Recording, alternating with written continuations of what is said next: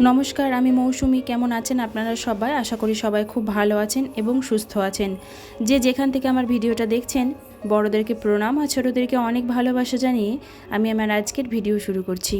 আর একটা কথা বলি, যারা আমার পরিবারে আজকে এসেছেন, আমার এই ভিডিওটা দেখছেন, তাদের কাছে আমার অনুরোধ, আমার এই চ্যানেলটি যদি আপনাদের সাবস্ক্রাইব করা না থাকে তাহলে অবশ্যই কিন্তু সাবস্ক্রাইব করে পাশে থাকা অল বেল বাটনটা প্রেস করে দেবেন। তাহলে আমি যে ভিডিও দেব তার নোটিফিকেশান আপনারা পেয়ে যাবেন। আর একটা কমেন্ট করে জানাতে কিন্তু একদম ভুলে যাবেন না যে আমার এই ভিডিওটা কেমন লাগলো। এখানে যখন আসি, চারিদিকে খোলা আকাশ, সবুজ প্রকৃতি আর মাটির গন্ধে মনে হয় প্রাণ খুলে যেন নিঃশ্বাস নিতে পারি। আমাদের বাড়ি আর বাগান একসঙ্গে। আর বাবা বাগানে একটু এসেছে আমাকে কাঁঠাল দেওয়ার জন্য, কাঁঠাল পাড়তে গাছ থেকে। আর এই জিনিসটা, এটা কি আপনারা কি কেউ বলতে পারবেন? আমরা এখন যেখানে থাকি সেখানে তো মাটিই নেই, তো এগুলো আর কি করে দেখতে পাবো? এটা হচ্ছে কেঁচোর মাটি। কেঁচোতে এই মাটিগুলো তোলে, আর এই মাটি তুললে কি হয় জানেন? কৃষির জমি উর্বর হয়। তাই কেঁচোকে বলা হয় কৃষকের বন্ধু। এখানে এসে ঘুমটা একটু সকাল সকালে ভেঙে যায়। এখন বাজে 7:30। আমার সোনা বাবাকে সকালের খাবারটা খাওয়াবো। আজ 6:30তেই ঘুম ভেঙে গেছে আর আমার সোনা বাবা উঠে পড়েছে। ওকে একটু আগে জল খাইয়ে দিয়েছি, এবার ওকে দুধটা খাওয়াবো। মানে সকালে যে খাবারটা খাওয়ায়, সিমিলাক আর তার সঙ্গে মুড়ি গুঁড়ো। আমি এখন বাড়ি থেকে কোথাও এলে আমার সোনা বাবার জন্য কি খাবার নিয়ে আসি, চলুন সেটা আপনাদেরকে দেখাই।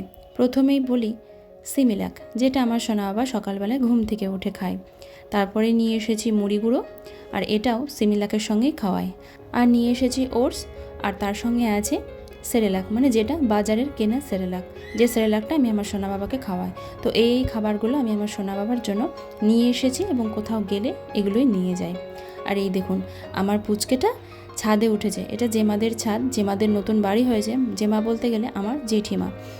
আমার জেঠিমাদের নতুন বাড়ি হয়েছে, আর সেই ছাদে উঠে আমার সোনা বাবা হাঁটি হাঁটি পা করছে। কেউ হাত ধরতে গেলে হাতটাও ধরছে না, ও নিজের ইচ্ছা মতো বেশ সুন্দর খেলা করছে। দেখুন, আসলে চারিদিকের খোলা প্রকৃতিটা ওর মনে হয় ভীষণ ভালো লাগছে, তাই ও নিজের মতো করে হাঁটতে চাইছে একটু।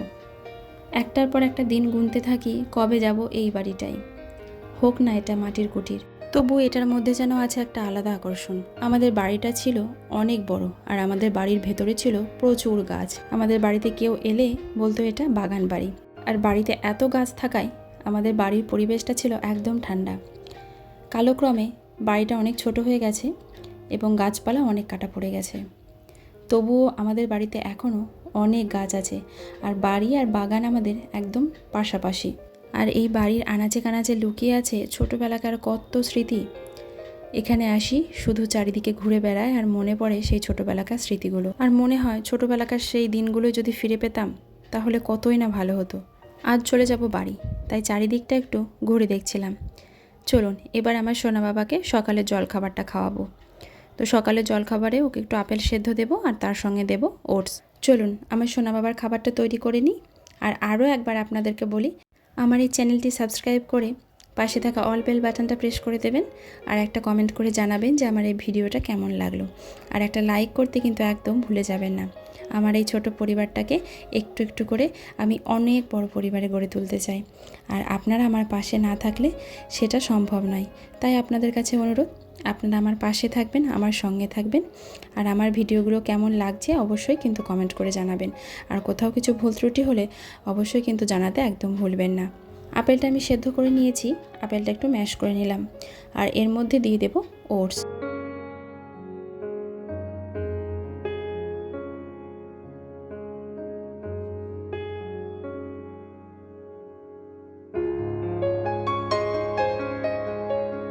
এই যে আমার সোনা বাবার খাবারটা রেডি, চলুন এবার ওকে খাইয়ে দিই। দিভাইয়ের সঙ্গে সঙ্গে আমার সোনা বাবাও পড়তে বসেছে। আর পড়তে বসেছে কি নিয়ে দেখুন, হাঁড়ি, হাতা, এগুলো নিয়ে বসেছে পড়তে।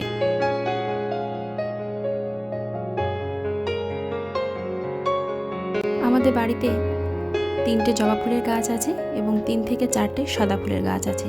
আর সেই গাছগুলোতে প্রচুর ফুল ফোটে। আর মা প্রত্যেক দিন সেই ফুল তুলে নিয়ে এসে ঠাকুরকে কি সুন্দরভাবে সাজায় দেখুন।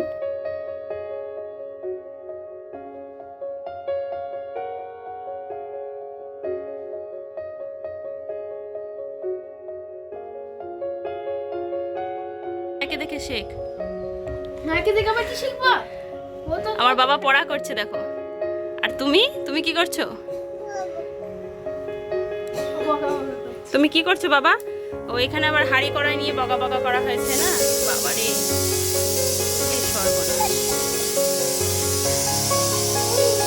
আজ উচ্ছে, বেগুন, পটল আর ডাঁটা দিয়ে একটা তরকারি হবে। তো এই তরকারিটা আমি মাকে বানাতে বলেছিলাম, কারণ এই তরকারিটা মা বানায়, বেশ ভালো লাগে খেতে।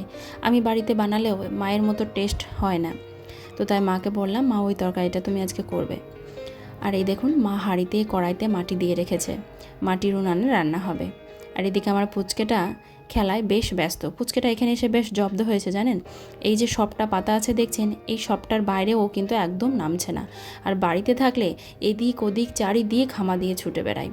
আসলে এই জায়গাটা একটু নতুন দেখছে তো, তাই ও সবটা থেকে আর নামছে না, সবের উপরে বসেই খেলা করছে। তা বেশ ভালোই হয়েছে, এদিক ওদিক ছুটে বেড়ালেই বেশি সমস্যা হয়। আর এবার ও আর বসে থাকতে চাইছে না, তাই ওকে নিয়ে একটু বেরু করছিলাম। আর এই যে দেখুন, হরেক মাল 35 টাকা। 35 টাকায় দেখুন কত সুন্দর সুন্দর জিনিস আছে। আর এই যে কৌটোগুলো আমার ভীষণ ভালো লাগছে দেখতে, তো তাই আমি দুটো কিনলাম আর দিদি নিয়েছে একটা। আর এই ঝুড়িগুলোও ভাবছি নেব, এই ঝুড়িগুলো বেশ বড় বড়, আবার দামও কম, 35 টাকা। 35 টাকা এগুলো পাওয়াই যায় না, মেলাতে এগুলো কিনতে গেলে কম করে 60 টাকা তো দাম নেবেই। আর তাই সুযোগ বুঝেই 2-3টে জিনিস নিয়েই নিলাম। আমার সোনা বাবাকে তার দিদুন কি খেতে দিয়েছে দেখুন, উচ্ছে ভাজা। আর সে তো মহানন্দে নিজের হাতে খাচ্ছে, সে ভাবছে আমি নিজের হাতে খাচ্ছি, আর সে জিনিসটা কতই না ভালো। আর উচ্ছে ভাজা খাওয়ার পর আমার সোনা বাবার রিয়াকশানটা একবার দেখুন।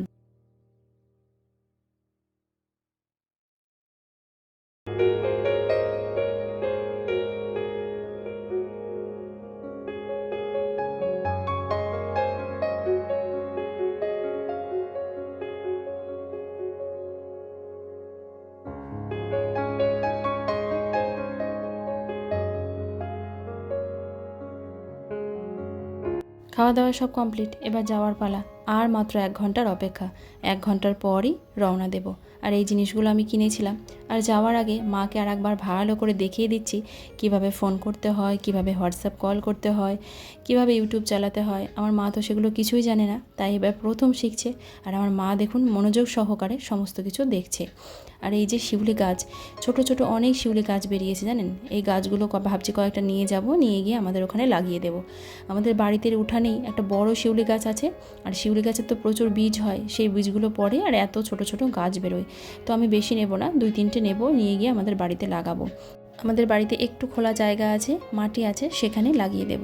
আর সমস্ত ব্যাগপত্র নিয়ে বসে পড়েছি এবার গোছাতে। আসার সময় যখন ব্যাগ গোছাই তখন মনে একটা ভীষণ আনন্দ থাকে, বাবার বাড়ি যাব সেইটা ভেবে। আর এই যাওয়ার সময় ব্যাগ গুছোতে এত মনটা খারাপ লাগে, একটুও ভালো লাগে না। সবাইকে বিদায় জানিয়ে বেরিয়ে পড়েছি। আবারও দিন গোনার অপেক্ষা, একটা একটা করে। কবে আসব, কবে এই মাটিটাকে দেখব, আবার আমার মা বাবাকে দেখব, আর ওই কুড়ে ঘরটাকে দেখব। অপেক্ষা করতে করতেই দিন গুনতে থাকি। আর এই যে কত জিনিসপত্র নিয়েছি দেখুন, শাক, পাতাবাহার গাছ। আর এটা হচ্ছে সজনের শাক। সজনের শাকটা আমাদের ওখানে সহসা পায় না, বাজারে তো কিনতে পাওয়া যায় না, আবার সেরকম আশেপাশেও পাই না। আর তাই এখান থেকে সজনের শাকটা নিয়ে যাই যখনই যাই। আমার শাশুড়ি মা খেতে ভীষণ ভালোবাসে, আমার হাজব্যান্ড খেতে ভালোবাসে, তাই যখনই যাই এই সজনের শাকটা নিয়ে যাই। আর গাড়ি করে যাচ্ছি বলে এগুলো নিয়ে যেতে পারছি, তবে বাসে বা ট্রেনে করে গেলে এগুলো আর নিয়ে যাওয়া যায় না। আর এখন বেশিরভাগই গাড়ি করে যেতে হয়, কারণ আমার ছোট্ট পুচকেটাকে নিয়ে না বাসে ট্রেনে যেতে গেলে অনেকটা সময় লেগে যায়, আর আমার পুচকেটা বিরক্ত হয়ে যায়, তখন কান্নাকাটি করে। আর তাই এখন গাড়ি করেই যেতে হয়। আর গাড়ি করে আমরা যেদিক দিয়ে যাই সেদিক দিয়ে রাস্তাটা খুব অল্প, মানে একটু ভেতরের রাস্তা দিয়ে যাই, তো সেদিকে রাস্তাটা অল্প, আমরা 1.5 ঘন্টার মধ্যে বাড়ি পৌঁছে যাই। আর আমার পুচকেটাও দেখুন গাড়িতে উঠতে না উঠতেই ঘুমিয়ে পড়েছে। চলুন, চলে এসেছি বাড়ি। বাড়িতে আসা মানে আবার সেই আগের রুটিনে ফেরা, প্রতিদিনকার কাজ। 2 দিন বেশ একটু আনন্দেই কাটলো, এলোমেলোভাবে মায়ের হাতে রান্না খেয়ে এদিক ওদিক ঘুরে। কিন্তু এখানে তো সেটা হবে না, এখানে আসা মানে সমস্ত কিছু কাজ টাইম টু টাইম করা। এসেই দেখি বিছানাটা পুরো এলোমেলো হয়ে গেছে, মানে যাওয়ার সময় যেমনভাবে পেরেছি রেখে চলে গেছি। আর বেশ কিছু জামা কাপড় ছাদে মেলা ছিল, সেগুলোও তুলে আমার শাশুড়ি মা রেখেছে। দুই ঘরের বিছানাটা পরিষ্কার করে নিলাম, ঘরদোরগুলো একটু ঝাড় দিয়ে নিলাম। দুদিন ছিলাম না, ঘরদোরগুলো একটু ধুলো হয়ে গেছে। আর বাইরেটা মা ঝাড়ু দিয়েছিল, কিন্তু ঘরগুলো তো দেয়নি, ঘরগুলো নোংরা হয়েছিল, তাই ঘরগুলো একটু ঝাড়ু দিয়ে নেব আর বিছানা দুটো পরিষ্কার করে নেব। বেড কভারগুলো আর আজকে চেঞ্জ করছি না, কারণ বেড কভারগুলো যাওয়ার একদিন আগেই পেরেছিলাম, সেরকম একটা নোংরা হয়নি, তাই আমি একটু ভালো করে ঝাড়ু দিয়ে ছেড়ে নিলাম। আর এই ঘরে জানলাগুলো তো সমস্ত লাগানো ছিল, তাই ধুলোগুলো ঢোকেনি। জানলাগুলো খোলা থাকলে আবার ধুলো ঢুকে যায়, কিন্তু জানলা লাগানো ছিল, সেরকম নোংরা হয়নি। আর ওই ঘরের বেড কভারটা চেঞ্জ করে নিয়েছি, কারণ ওই ঘরে আমরা শোবো, আর এই ঘরে তো শোবো না, তাই এই ঘরের বেড কভারটা ঝেড়েই নিলাম আর ওই ঘরের বেড কভারটা চেঞ্জ করে নিয়েছি। তাহলে চলুন আজকের মতো ভিডিওটা এখানেই শেষ করছি। সবাই ভালো থাকবেন, সুস্থ থাকবেন। দেখা হবে আগামীকাল আবারও একটা নতুন ভিডিওতে।